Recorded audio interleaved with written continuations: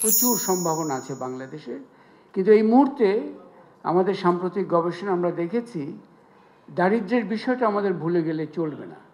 দারিদ্র্য অ্যাকচুয়ালি আমাদের কমার একটা প্রক্রিয়া থেকে এখন উল্টো পথে হাঁটছি আমরা। দারিদ্র্য এক ধরনের পভার্টি রিভার্সাল হয়েছে, দারিদ্র্য বেড়েছে অ্যাকচুয়ালি। সুতরাং আমরা যখন বড় ধরনের পরিকল্পনা করব, এখানে দারিদ্র্যের বিষয়টা যদি আমাদের নজরের বাইরে চলে যায়, তাহলে কিন্তু সাধারণ মানুষের বিষয়গুলো নজরের বাইরে চলে যাবে।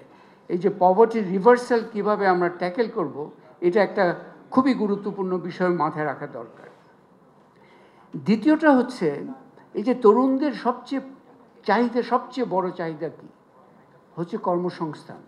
জীবিকা এবং কর্মসংস্থান হচ্ছে সবচেয়ে বড় চাহিদা, এবং এই মুহূর্তে বাংলাদেশে কিন্তু আমি বলবো একটা এমপ্লয়মেন্ট ইমার্জেন্সি চলছে।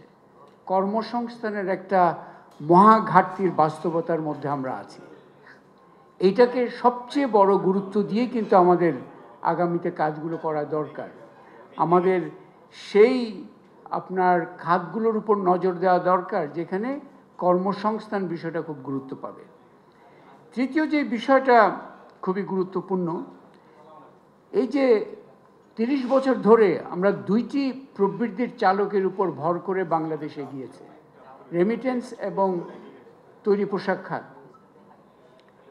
আগামীতে আমরা যেই বাংলাদেশের কথা চিন্তা করছি, এই দুইটি প্রবৃদ্ধির চালকের ভর করে আগামীর সমৃদ্ধ বাংলাদেশে আমরা পৌঁছাতে পারবো না। আজকে সেই জন্য প্রয়োজন নতুন প্রবৃদ্ধির চালকগুলো আবিষ্কার করার। সূত্রগুলো হয়তো তৈরি হয়ে আছে, যেমন কৃষিকে আমরা পশ্চাৎপদ সেক্টর হিসেবে চিন্তা করতাম, কিন্তু বাংলাদেশের কৃষি কিন্তু ভবিষ্যতের প্রবৃদ্ধির চালক হওয়ার যোগ্যতা অলরেডি তৈরি করছে, কিন্তু নীতি নজরটা নাই।